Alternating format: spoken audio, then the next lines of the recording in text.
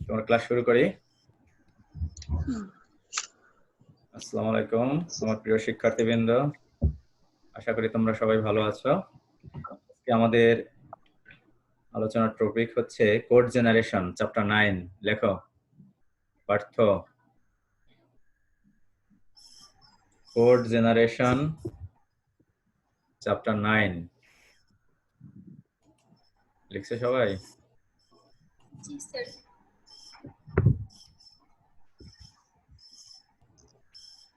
দেখো কোড জেনারেশনের পজিশনটা কোথায়? আমাদের আফটার 6 ফেজ, তাই না? 6টা ফেজের পরে তো কোড জেনারেশন, মনে আছে 6টা ফেজ? তাহলে ফ্রন্ট এন্ড ডিজাইন, দেখো প্রথমে কি ছিল? Source programme. আমরা তারপর কি হলো? Intermediate code. এখানে যে ছবিটা দেয়া আছে ইন্টারমিডিয়েট কোড রিপ্রেজেন্টেশন, ঠিক আছে? এটা কি কোড অপটিমাইজার। কোড অপটিমাইজারের কাজ কি? কোডটাকে একটু অপটিমাইজ করবে। অপটিমাইজ করার পরেও যেটা তৈরি হচ্ছে সেটা ইন্টারমিডিয়েট কোড হবে, ঠিক আছে? ইন্টারমিডিয়েট কোড রিপ্রেজেন্টেশন কি কি পড়ছিলাম আমরা গত ক্লাসে? 3 অ্যাড্রেস কোড, তাই না? তার মধ্যে কি কি ছিল? Postfix notation, 3 address code representation, syntax tree, DAG, এগুলো হচ্ছে কি intermediate code representation, 3 address code, ঠিক আছে? ওইটাকে কি করে? একটু অপটিমাইজ করে। অপটিমাইজ করলে যেটা পাবো that is intermediate code representation, ঠিক আছে? এটা কি কোড জেনারেটরের ইনপুট হিসাবে কাজ করবে। আমরা কোড জেনারেশনের জেনারেটর কি করবে? আমরা আউটপুট প্রোগ্রামটা পাবো, target program. This target program is assembly ল্যাঙ্গুয়েজে পাবো আমরা, অথবা কি রিলোকেটেবল মেশিন ল্যাঙ্গুয়েজ, অ্যাসেম্বলি ল্যাঙ্গুয়েজে আমরা পাবো। তাহলে টার্গেট প্রোগ্রাম আমরা, কোড জেনারেটর আউটপুট হবে কি? টার্গেট প্রোগ্রামটা আমরা পাবো। তাহলে কোড জেনারেটর ইনপুট হিসেবে আমরা কি দেবো? 3 address code, intermediate code, then will get the output target program, ঠিক আছে? এখন আমরা দেখি প্রথম কি আছে? Issues in the design of a code generator. লেখো issues in the design of a code generator. What are the issues? What are the issues for designing of a code generator? What are the issues of design? What are the issues for designing of a code generator? What are the issues for designing of a code generator?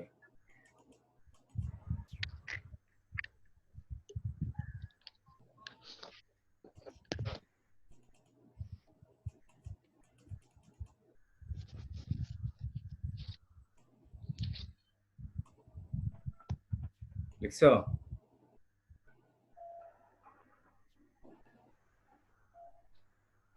হ্যাঁ sir লিখছি।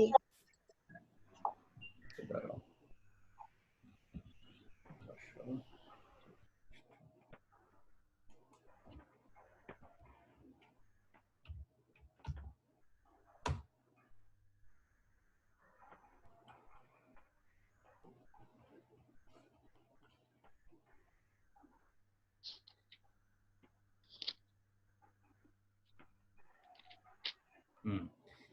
Issues in the design of a code generator. তাহলে প্রথম issue, প্রথম পয়েন্টটা লেখো, input to the code generator.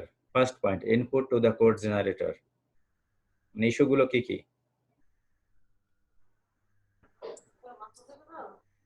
Input to the code generator,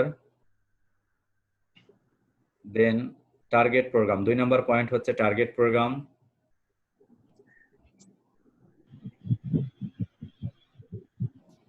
target প্রোগ্রামটা কি? যে output of the code generator, code generator যে আউটপুটটা পাবো দ্যাট ইজ টার্গেট প্রোগ্রাম, ঠিক আছে? আমরা ইনপুট হিসাবে কি দেব? 3 অ্যাড্রেস কোড দেব, আমরা টার্গেট প্রোগ্রামটা পাবো। এটা কি হতে পারে? এই টার্গেট প্রোগ্রামটা হতে পারে অ্যাবসলিউট মেশিন ল্যাঙ্গুয়েজ, অথবা রিলোকেটেবল মেশিন ল্যাঙ্গুয়েজ, অথবা অ্যাসেম্বলি ল্যাঙ্গুয়েজ। আমরা এক্সাম্পলটা আমরা শিখবো কি অ্যাসেম্বলি ল্যাঙ্গুয়েজের ক্ষেত্রে। 3 নাম্বার হচ্ছে মেমোরি ম্যানেজমেন্ট। থার্ড ইস্যু হচ্ছে মেমোরি ম্যানেজমেন্ট।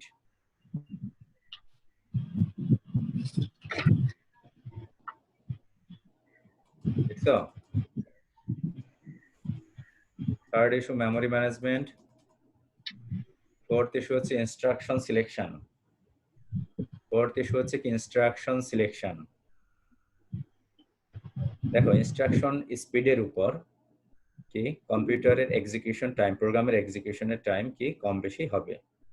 কিছু কিছু ইনস্ট্রাকশন আছে বলা কি মেশিন ইডিয়মস, ঠিক আছে, সেগুলো কি যে কোনো কোনো কম্পিউটার কিছু বিল্ট ইন ইনস্ট্রাকশন সাপোর্ট করে, যেমন কি অটো ইনক্রিমেন্ট, ঠিক আছে, অটো ইনক্রিমেন্ট, অটো ডিক্রিমেন্ট, এগুলো হচ্ছে কি বিল্ট ইন ফাংশন, ঠিক আছে। এখন ওই বিল্ট ইন ফাংশনটা যদি থাকে ওই মেশিনে, তাহলে কি হবে, কম্পিউটার প্রোগ্রামটা দ্রুত নির্বাহ হবে। যেমন দেখো এখানে একটা এক্সাম্পল আছে, দেখো a equals to a+1, ঠিক আছে। if the target machine has an increment instruction, target machine কি বলছে, দেখো increment instruction যদি থাকে, then the three address statement a equals to a+1 may be implemented more efficiently, অর্থাৎ দ্রুত এটা কি করবে, কি এক্সিকিউট করবে, ঠিক আছে। সেক্ষেত্রে আমাদের ইনস্ট্রাকশনটা দেবো কি ইনক্রিমেন্ট এ, ইনস্ট্রাকশনটা কি হবে ইনক্রিমেন্ট এ, যদি ইনক্রিমেন্ট এ দেই তাহলে এর মান 1 বাড়বে, ক্লিয়ার। এখন এই ইনস্ট্রাকশনটা যদি না থাকে টার্গেট প্রোগ্রামে, টার্গেট মেশিনে, তাহলে দেখো এই যে তিনটা আমাদের এই যে কোড লিখতে হবে, ঠিক আছে, তিনটা স্টেটমেন্ট লিখতে হবে। Move a equals to r0, অর্থাৎ r0 তে a মুভ করবে, দেন কি করবে, এখন r0 তে কি আছে, a, add a1 r0, 1টা কোথায়, r0 তে এসে r0 কন্টেন্টের সাথে যোগ হবে, মুভ r0 a, অর্থাৎ আমাদের যে ফলাফলটা আবার কোথায় নিয়ে আসবো, মেমোরি অ্যাড্রেসে a তে নিয়ে আসবো।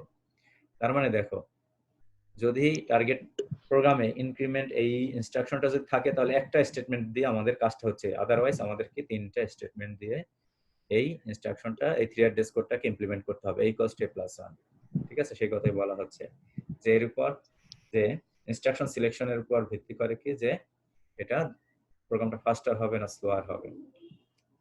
এটা কত 4 নাম্বার পয়েন্ট গেল, তাই না। 5 নাম্বার পয়েন্ট হচ্ছে কি যে register allocation, register allocation 5 number point হচ্ছে, ইস্যু হচ্ছে 5th ইস্যু হচ্ছে কি রেজিস্টার অ্যালোকেশন।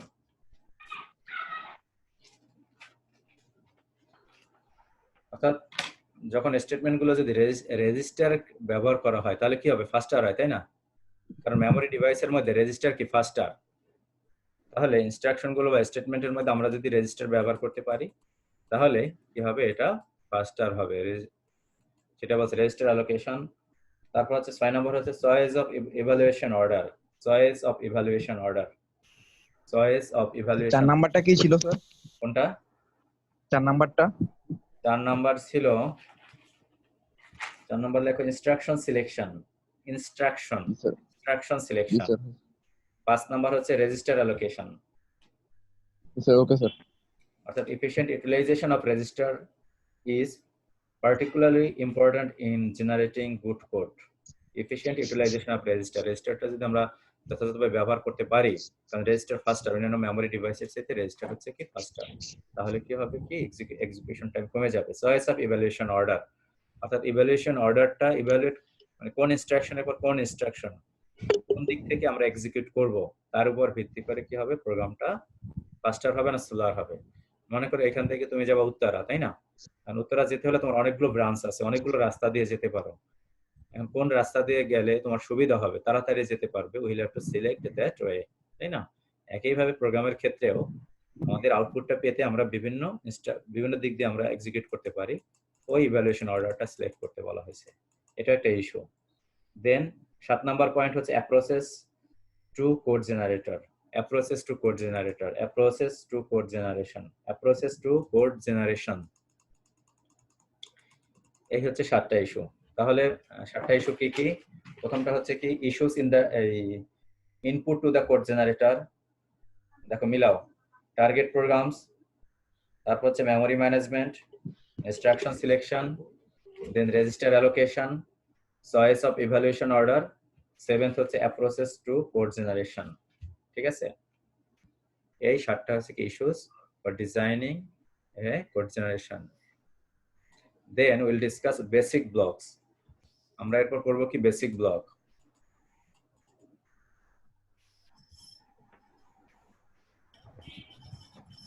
দেখো বেসিক ব্লক, বেসিক ব্লকস,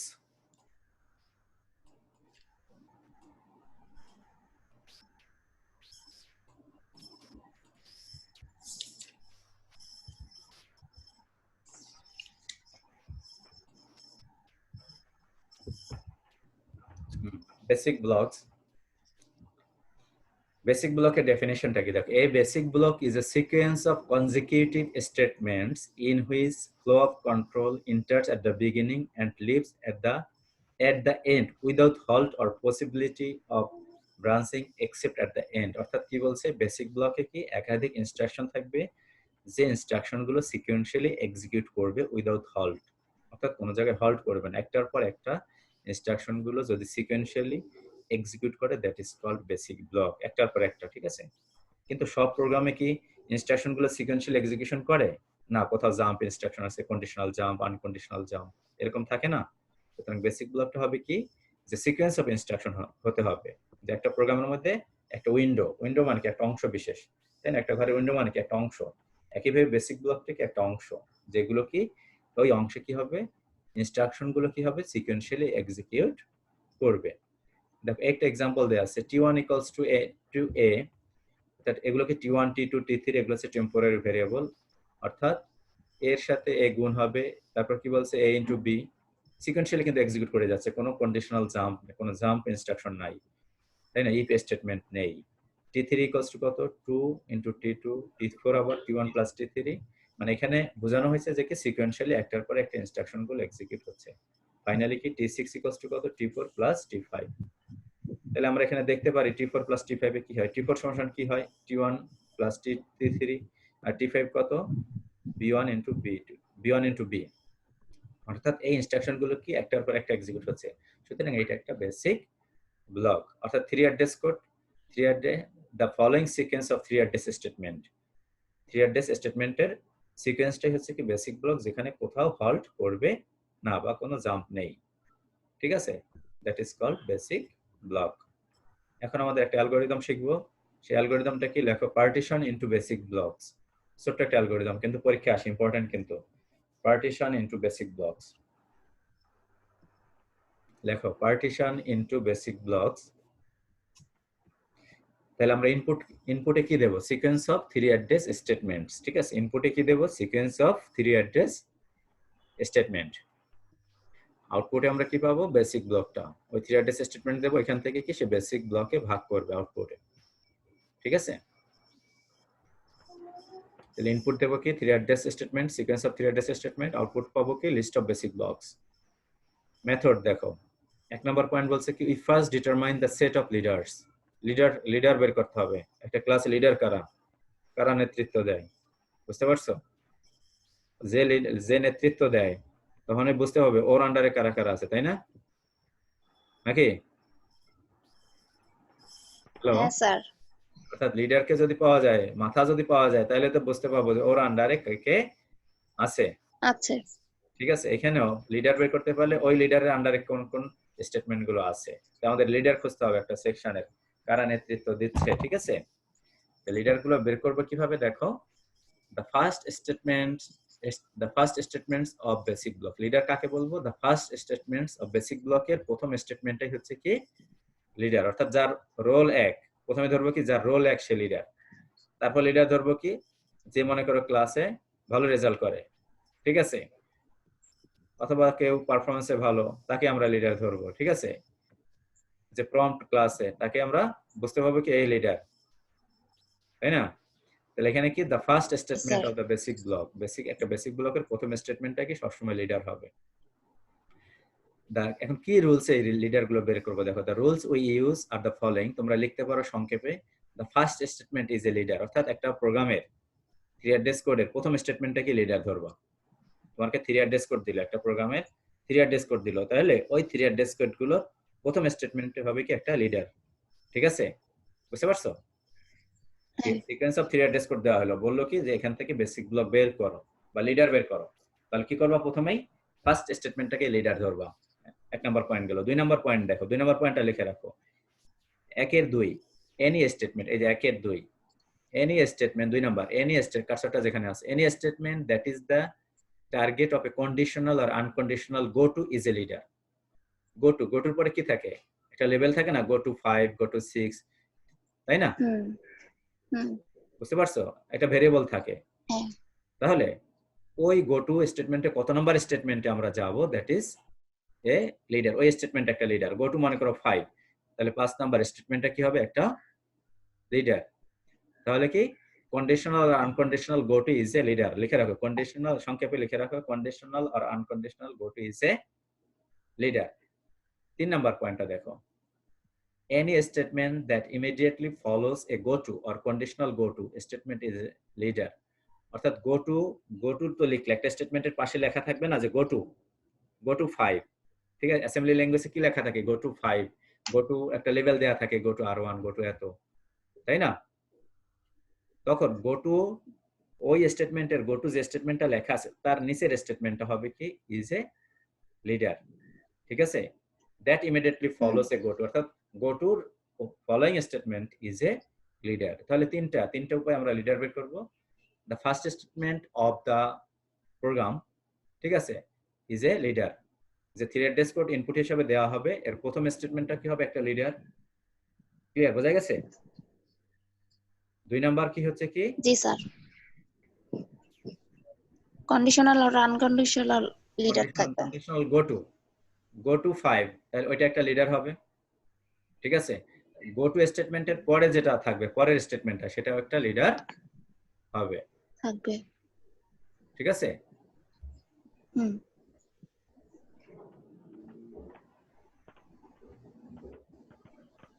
এখন দেখো, এখন বেসিক ব্লকটা কি হবে?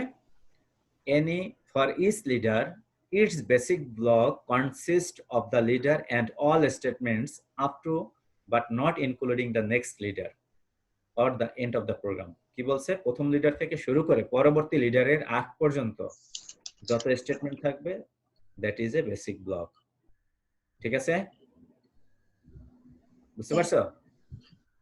প্রথম স্টেটমেন্ট থেকে শুরু করে প্রথম ব্লক থেকে প্রথম লিডার থেকে শুরু করে পরবর্তী লিডারের আগ পর্যন্ত যত স্টেটমেন্ট থাকবে, দ্যাট ইজ এ কি? Basic block. ক্লিয়ার? বুঝতে পারছো? ক্লিয়ার। আচ্ছা, এটাই অ্যালগরিদম, ছোট্ট একটা অ্যালগরিদম যে বেসিক ব্লক আমরা কিভাবে বের করব। Now we are giving a example. আমরা একটা এক্সাম্পল দেখি। দেখো, এটা 529 পৃষ্ঠায় 5 to 9, তোমরা লিখে রাখো 5 to 9, 529 পৃষ্ঠা। আচ্ছা দেখ, এই এক্সাম্পলটা 530 পৃষ্ঠা। দেখো, এটা এই যদি পারো লিখতে পারো সুবিধা হয় তাহলে, অথবা পরেও তোমরা প্র্যাকটিস করতে পারো। কিছু একটা প্রোগ্রামের কি আছে? Three address code computing dot product, এটা ডট প্রোডাক্টে একটা প্রোডাক্টের থ্রি অ্যাড্রেস কোড। এখান থেকে ধরো এটি ইনপুট হিসাবে দেয়া হলো, তোমার কোশ্চেনটা হবে কি? যে এখান থেকে আমরা বেসিক ব্লকটাকে আমরা বের করব, ঠিক আছে? কোশ্চেন হবে কি? এটা ইনপুট হিসাবে দেওয়া হলো, যে এটার আউটপুট, বেসিক আউটপুটে আমরা কি বেসিক ব্লকগুলো বের করো, ঠিক আছে? তাহলে কি হবে বলো? আচ্ছা, তোমরা কি কোডটা লিখবা না আমি বলবো? বলেন স্যার, পরে লেখা যাবে। আচ্ছা, পরে লিখো, ঠিক আছে? তাহলে কি হবে? 1 নাম্বার স্টেটমেন্ট, প্রথমে বলছি প্রথম কন্ডিশন কি? যে থ্রি অ্যাড্রেস কোডের প্রথম স্টেটমেন্টটা একটা লিডার, তাহলে প্রড মানে প্রোডাকশন 0, এই 1 নাম্বার স্টেটমেন্ট একটা লিডার, ঠিক আছে? এই অ্যালগরিদম অনুযায়ী, তাই না? এরপর দেখো i = 1, এটার পর এটা একটার পর একটা এক্সিকিউট করে যাবে, i = 1 t1 এত এত এত। এখন আমরা দেখব কোথায় go to আছে। go to আছে দেখো লাস্ট 12 নাম্বার স্টেটমেন্টে go to 3, তাই না? go to 3, clear? তাহলে go to 3 তার মানে কি 3 নাম্বার স্টেটমেন্টে একটা লিডার। তাহলে লিখে রাখো, তোমরা নোট লিখে রাখো, নোটটা লিখে রাখো 1 নাম্বার স্টেটমেন্টটা। পরে কি করো? এটা দেখে, রেকর্ডিং দেখে পজ করে এটা লিখে তখন লিখে ফেলবা, ঠিক আছে? ওকে। তাহলে 1 নাম্বার স্টেটমেন্টটা লিডার, 3 নাম্বার স্টেটমেন্ট একটা লিডার। কেন 3 নাম্বার লিডার? কারণ 12 নাম্বার স্টেটমেন্টে বলা আছে কি go to 3, go to 3, হ্যাঁ, তাহলে 3 লিডার হবে, ঠিক আছে? লিখে রাখো। তাহলে 12 পরে আমরা বলছি কি go to পরবর্তী স্টেটমেন্ট বা ফলোইং স্টেটমেন্ট একটা লিডার। তাহলে 12 পরে যদি কি থাকতো? 13 নাম্বার স্টেটমেন্ট থাকতো, তাহলে কি হবে? 13 নাম্বারে নিচে 13 লিখে রাখো, 13 নাম্বার হবে কি একটা লিডার হবে, কারণ এর পরে লিডার। এখন দেখো, তাহলে বেসিক ব্লক কি কি হবে? তাহলে আমরা লিডার কি পাইলাম? 1 নাম্বার একটা লিডার হবে, 1 এবং 3 নাম্বার 12 লিডার। ঠিক আছে, 1 এবং 3। আর কি 13 নাম্বার, 1 3 13, যদি 13 লিখে রাখো 13 নাম্বার লিডার হবে। যদি এখানে 13 দেওয়া নেই 13। কেন স্যার 12 হবে না? না না, বলছে কি গো টু 3, বলছে কি গো টুর পর যেখানে লেখা আছে কত 3, যেখানে জাম্প করতে বলবে, কোথায় জাম্প করতে বলা হচ্ছে 3-এ, তাহলে 3 লিডার হবে। আর আর যে গো টু যেখানে লেখা আছে তার ফলোইং স্টেটমেন্টটা, তার পরবর্তী স্টেটমেন্টটা লিডার হবে, তাহলে কি 13 লিডার হবে। বুঝা গেছে? আচ্ছা আচ্ছা, হ্যাঁ ক্লিয়ার? ওই তিনটা কন্ডিশন। প্রথম স্টেটমেন্টটা লিডার, তার মানে 1 নাম্বার স্টেটমেন্ট লিডার হবে। তারপর কি কন্ডিশনাল আর কন্ডিশনাল গো টু কত, গো টুর পরে যেটা যত নাম্বারে যেতে বলবে ওইটা লিডার হবে, গো টু 3, তাহলে 3 নাম্বার লিডার।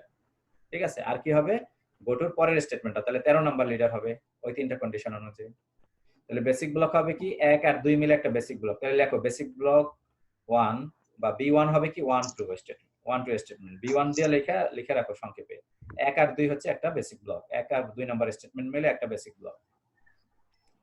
ঠিক আছে,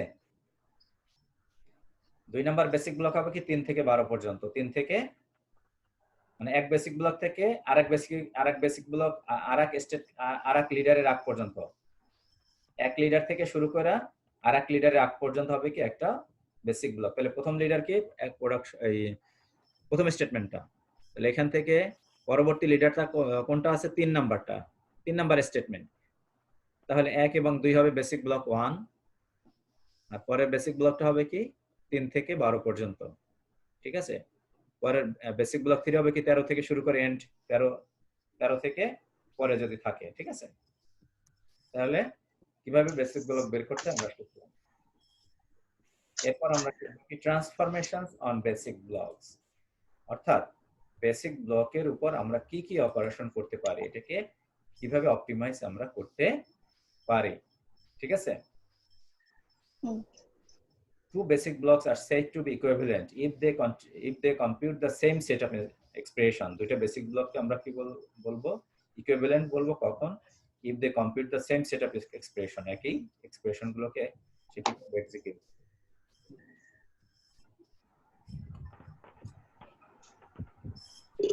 দেখো এর মধ্যে আমরা কি করব, ট্রান্সফরমেশন আর বেসিক ব্লকের মধ্যে একটা ইম্পর্টেন্ট ট্রান্সফরমেশন হচ্ছে কি structure preserving transformations. Structure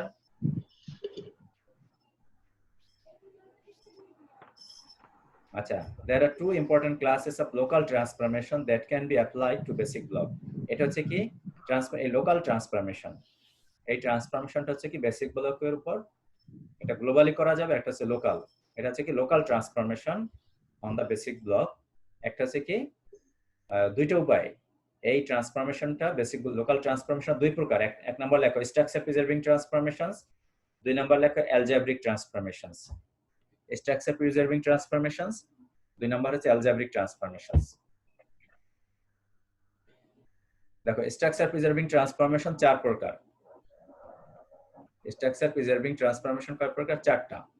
common sub expression elimination, dead code elimination, renaming of temporary variables, interchange of two independent adjacent statements, interchange করা two independent adjacent statements।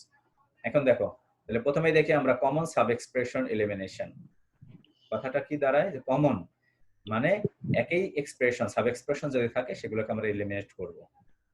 তো এক্সাম্পলটা দেখো, a equals to আছে কি b plus c, ঠিক আছে, b equals to আছে a minus d, আবার c equals to b plus c, d equals to a minus d। এখন দেখো এখানে কমন সাব এক্সপ্রেশন আছে কি b plus c, b plus c, তাই না? ঠিক আছে,